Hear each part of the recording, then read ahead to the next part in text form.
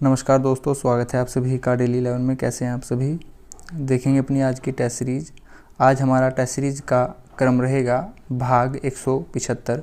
Question हमारा कुली बेगार प्रथा का हल निकालने के लिए खच्चर सेना की स्थापना करने वाले कमिश्नर का नाम है। 4 ऑप्शन आपके पास रहेंगे। शुरू करते हैं बिना किसी देरी के, क्योंकि आप सभी जानते हैं समय ही सब कुछ है। पहला क्वेश्चन आपके सामने, उत्तराखंड राज्य में अर्थव्यवस्था से संबंधित सांख्यिकी आंकड़े हेतु निम्न में से कौन नोडल एजेंसी है। ऑप्शन ए अर्थ एवं संख्या निदेशालय, बी राज्य योजना आयोग, सी निर्वाचन आयोग, डी उपरोक्त में से कोई नहीं। सरल सा प्रश्न है दोस्तों, सांख्यिकी के बारे में पूछा गया है। सांख्यिकी यहाँ पर है, ऑप्शन ए करेक्ट आंसर रहेगा, अर्थ एवं संख्या निदेशालय। नेक्स्ट क्वेश्चन नंबर सेकंड हमारा, निम्न में से किनका कार्य जोहार घाटी में से संबंधित है। Option A Sher Singh Pangti, B Gangadatt Upreti, C Devaki Nandan Pandey, D कोई नहीं। करेक्ट आंसर रहेगा option A, doctor Sher Singh Pangti का संबंध ही जोहार घाटी से संबंधित है। नेक्स्ट, तारादत्त गरोला हैं। ऑप्शन ए गायक, बी चित्रकार, सी कवि, डी अधिवक्ता। हमारा यहाँ पर करेक्ट आंसर रहेगा हमारा ऑप्शन सी, यह एक कवि हैं। इनके द्वारा तेहरा गढ़वाली कवितावली और सदई इनसे संबंधित कविताएं हैं, याद रखिएगा। नेक्स्ट, चूना पत्थर निम्न में से किस चट्टान का उदाहरण है। ऑप्शन ए अवसादी चट्टान, बी आग्नेय चट्टान, सी रूपांतरित चट्टान, डी ज्वालामुखी चट्टान। करेक्ट आंसर रहेगा ऑप्शन ए अवसादी चट्टान। चूना पत्थर इन्हीं का उदाहरण है। अवसादी चट्टान कहा जाता है सेडिमेंट्री रॉक, आग्नेय इग्नीशियस रॉक, रूपांतरित मेटामॉर्फिक रॉक, ज्वालामुखी वोल्केनिक रॉक। भारत जब आज़ाद हुआ तो टिहरी रियासत के राजा कौन थे। करेक्ट आंसर आप सभी जानते हैं, मानवेंद्र शाह 60वें राजा। और टिहरी 1 अगस्त 1949। टिहरी को अपनी राजधानी किसने बनाया। 28 दिसंबर 1815 में बनाया था सुदर्शन शाह जी ने। सुदर्शन शाह 55वां क्रम रहा। यहाँ पर मानवेंद्र शाह जी का जो समय रहा दोस्तों, वह रहा 1946 से 1949। नरेंद्र शाह जी का 1913 से 1946। नेक्स्ट, टिहरी आप यहाँ पर देख पा रहे हैं दोस्तों। टिहरी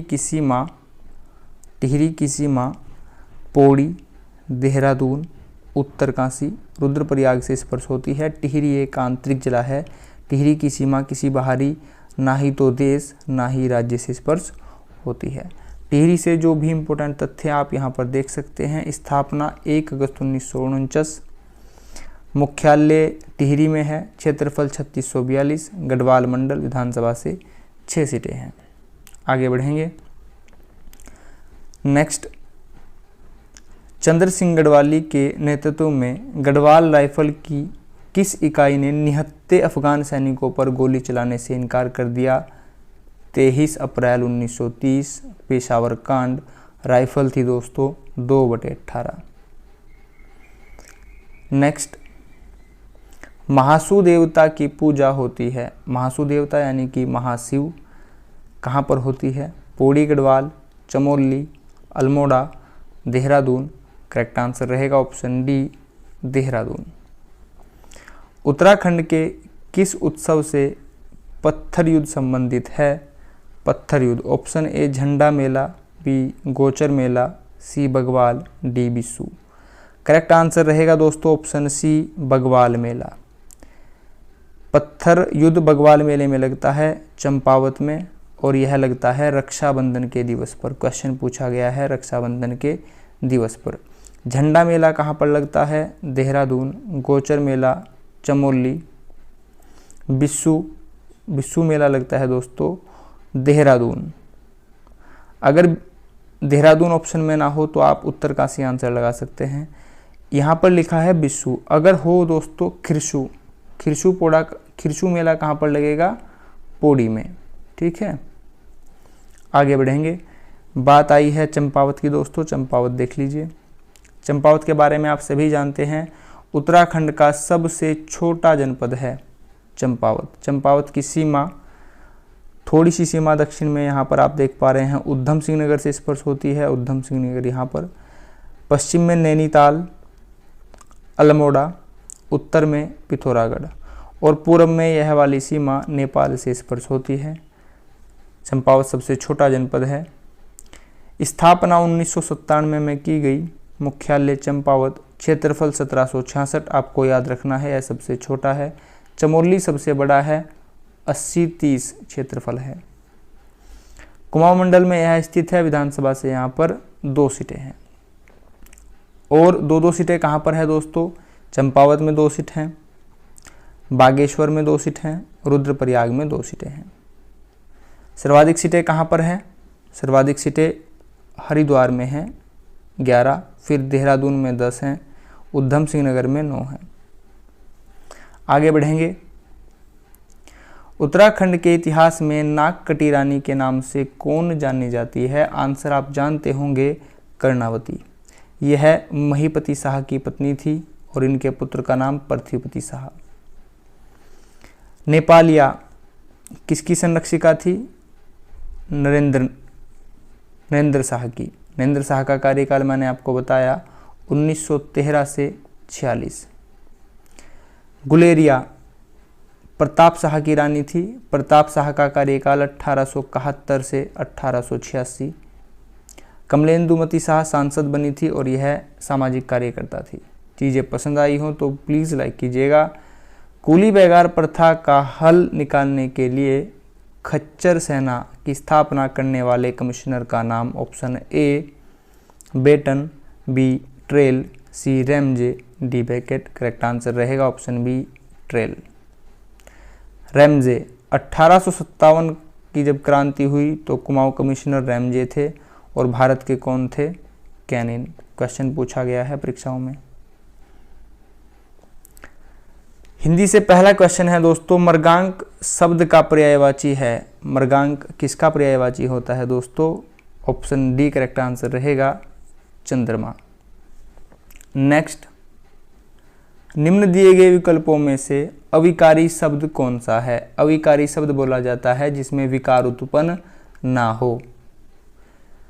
लड़का, वह, यहाँ, अच्छा। यहाँ पर ऑप्शन सी गलत है, यह अविकारी शब्द है। बाकी सभी विकारी शब्द हैं दोस्तों। लड़का भी विकारी है, वह और अच्छा तीनों शब्द विकारी हैं। हमारा करेक्ट आंसर ऑप्शन सी रहेगा। बात करें विकारी शब्द। विकारी शब्द जिनमें विकार उत्पन्न हो 4 प्रकार के होते हैं, संज्ञा, सर्वनाम, विशेषण, क्रिया। निम्न दिए गए विकल्पों में से महाप्राण व्यंजन है। महाप्राण व्यंजन आते हैं जो हमारा आपने पढ़ा होगा वर्णमाला में। अगर आपने नहीं पढ़ा है तो आप जाकर प्लेलिस्ट में हिंदी में देख लीजिएगा। दूसरा और चौथा अक्षर होता है महाप्राण और पहला, तीसरा और 5वां अक्षर होता है अल्पप्राण। तो यहाँ पर आप देख लीजिए, च तो पहला अक्षर होगा नहीं, प भी नहीं होगा, ज तीसरा अक्षर होगा नहीं। यहाँ पर छ दूसरा अक्षर है, च फिर छ, ज, झ, ण। तो यानी कि ऑप्शन ए करेक्ट आंसर रहेगा, यही यहाँ पर महाप्राण है। अगर आपको यह डिटेल में देखना हो तो प्लेलिस्ट में जाकर, हिंदी की प्लेलिस्ट में जाकर आप इसको देख लीजिएगा।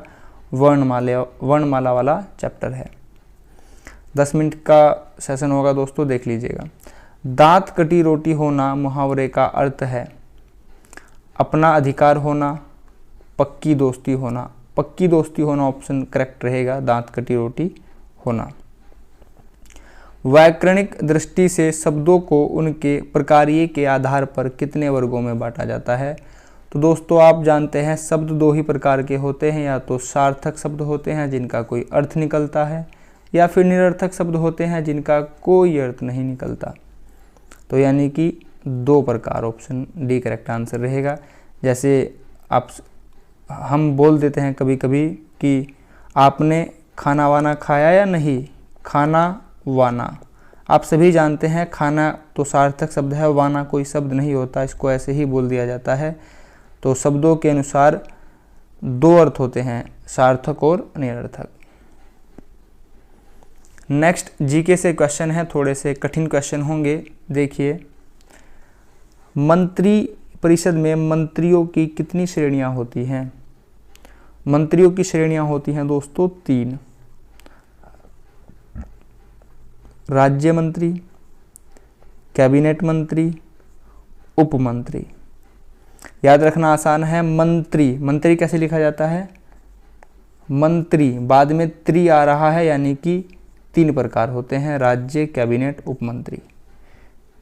ठीक है। नेक्स्ट, मुख्यमंत्री की नियुक्ति निम्नलिखित में से कौन करता है? मैंने आपको बताया था जब हम बात कर रहे थे टेस्ट सीरीज संख्या 164, भाग अनुच्छेद 164 में बताया गया है कि मुख्यमंत्री की नियुक्ति राज्यपाल द्वारा। 164 टेस्ट सीरीज में मैंने आपको बताया था, अनुच्छेद 164। ठीक है दोस्तों। और राज्यपाल किस अनुच्छेद में है? 153। नेक्स्ट क्वेश्चन हमारा यहाँ पर है, निम्नलिखित में से कौन सा कार्य राज्यपाल के विवेकाधिकार के अंतर्गत सम्मिलित नहीं है? थोड़ा सा कठिन क्वेश्चन है, थोड़ा अपर लेवल के एग्जाम में आता है, पीसीएस, लोअर पीसीएस, समीक्षा अधिकारी टाइप। देखेंगे, मुख्यमंत्री की नियुक्ति सही है, अभी देखा है अनुच्छेद 164। राष्ट्रपति के विचारार्थ विधेयक को आरक्षित रखना, यह भी है। राज्य में राष्ट्रपति शासन की सिफारिश करना सही है। राष्ट्रपति शासन 356 कब लगाया गया उत्तराखंड में? 27 मार्च 2016, 46 दिन के लिए लगाया गया था। ऑप्शन डी, अध्यादेश जारी करना, यही हमारा आंसर होगा। यह राज्यपाल का विवेकाधिकार नहीं होता है। अध्यादेश जारी करना 213। और अगर राष्ट्रपति की बात की जाए तो यहाँ पर 2 का 1, 1 का 2 कर दीजिए, 123, 1, 2, 3। ठीक है। चीज़ें पसंद आई हों तो लाइक कीजिएगा दोस्तों।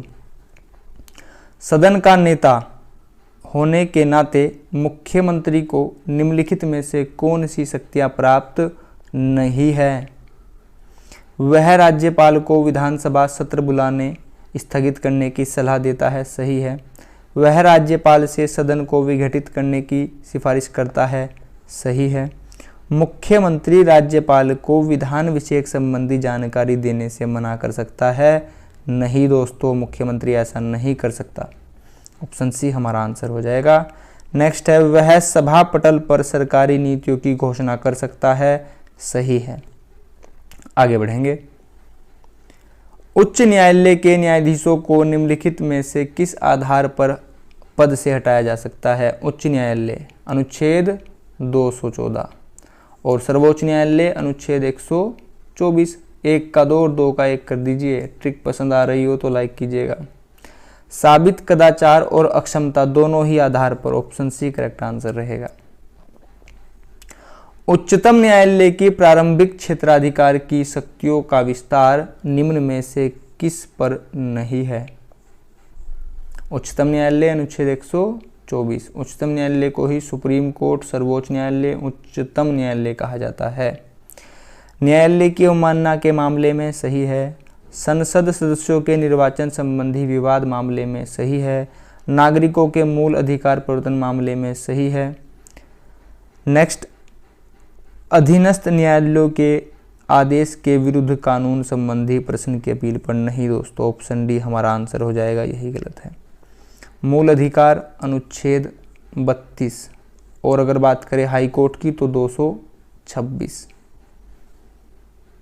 नेक्स्ट, निम्नलिखित में से कौन सा देश स्थलरुद्र देश है? दोस्तों मैंने आपको बताया है पूरी दुनिया में सबसे बड़ा स्थलरुद्र देश है कजाकिस्तान। स्थलरुद्र कहा जाता है वह देश जिसकी सीमा किसी समुद्र वगैरह से ना मिलती हो, जल से ना स्पर्श होती हो, उसके चारों ओर देश ही देश हो, ये होता है स्थलरुद्र देश या फिर लैंड लॉक्ड कंट्री। अब यहाँ पर कजाकिस्तान तो नहीं है, फिर मैंने आपसे बताया था दक्षिण एशिया का एक देश है लाओस, यह भी स्थलुद्र देश है, यहाँ पर लाओस भी नहीं है। यहाँ पर है दोस्तों चेक Republic, option D correct answer रहेगा, यह एक स्थलुद्र देश है यूरोप का। निम्नलिखित में से कौन सा युग्म सम्मिलित नहीं है? देश और राजधानी है। फ्रांस की राजधानी पेरिस है, स्पेन की राजधानी मैड्रिड है, पोलैंड की राजधानी वारसा है, कोसोवो की राजधानी प्रिस्टीना है दोस्तों, प्रिस्टीना, ठीक है। और मिन्स्क किसकी राजधानी है? बेलारूस की। ऑप्शन डी हमारा यहाँ पर आंसर हो जाएगा। सरल करना है, मैथ से क्वेश्चन है, 2 मिनट का समय लीजिए और बताइए करेक्ट आंसर क्या होगा। आपने एक फॉर्मूला पढ़ा होगा दोस्तों, फॉर्मूला क्या है? फॉर्मूला होता है a square minus B square upon equal to होगा a square minus B square equal to होगा a minus B bracket a plus b। आपने यह फॉर्मूला पढ़ा होगा 6-7 क्लास में, 6-7 आप सभी ने की होगी, मुझे पता है। ठीक है, देखेंगे यहाँ पर 61 मल्टीप्लाई 61 माइनस 39 मल्टीप्लाई 39 अपॉन में 61 माइनस 39 लिखा है। इसके 2 तरीके हैं दोस्तों, या तो आप सिंपल से कर लीजिए कि इनकी मल्टीप्लाई कर लीजिए, फिर इसकी मल्टीप्लाई कर लीजिए, माइनस कर लीजिए, बहुत बड़ा तरीका हो जाएगा। हमें ऐसा नहीं करना है क्योंकि हम क्या हैं, पढ़े लिखे हैं, तो हम क्या करेंगे, फॉर्मूले के अकॉर्डिंग चलेंगे। फॉर्मूला है हमारा a minus A square minus B square, अगर कहीं लिखा हो तो आप उसे लिख सकते हैं a minus B A plus B. आपके पास यहाँ पर लिखा गया था, अगर आप यहाँ पर देख रहे हैं 61 का स्क्वायर लिखा है माइनस 39 का स्क्वायर लिखा है और इसके अपॉन में लिखा गया है 61 माइनस 39। तो आप इसको क्या लिख सकते हैं दोस्तों, आप इसको लिख सकते हैं ब्रैकेट के अंदर 61 माइनस 39 और फिर लिख सकते हैं 61 प्लस 39, ठीक है। अपॉन में यहाँ पर जो लिखा है उसको ऐसे ही लिखा रहने दीजिए 61 माइनस 39। यहाँ पर 61 माइनस 39 है, ऊपर भी 61 माइनस 39 है, कट जाएगा, आपके पास बचता है 61 प्लस 39। आप इसको प्लस करेंगे, आपका आंसर आ जाएगा 100। कुछ भी एक्स्ट्रा नहीं करना पड़ा, सिर्फ प्लस करना पड़ा है 61 को 39 में। आंसर देख लीजिए, ऑप्शन डी हमारा करेक्ट है, ऑप्शन डी 100 है। अभाज्य संख्याएं कौन सी होती हैं? इंग्लिश मीडियम के जो बच्चे हैं, अभाज्य संख्या बोली जाती है प्राइम नंबर। आंसर आप समझ गए होंगे, जो संख्या खुद से कटे या फिर 1 से विभाजित हो वही प्राइम नंबर कहलाता है, जैसे 3, 7, 11, 13, ठीक है, प्राइम नंबर हैं, खुद से कटेंगे या फिर 1 से कटेंगे। यस्टरडे क्वेश्चन हमारा था दोस्तों, चिपको आंदोलन सर्वप्रथम कहाँ प्रारंभ हुआ? आप सभी ने बिल्कुल सही बताया, ऑप्शन सी करेक्ट आंसर रहा, चमोली, 26 मार्च 1974।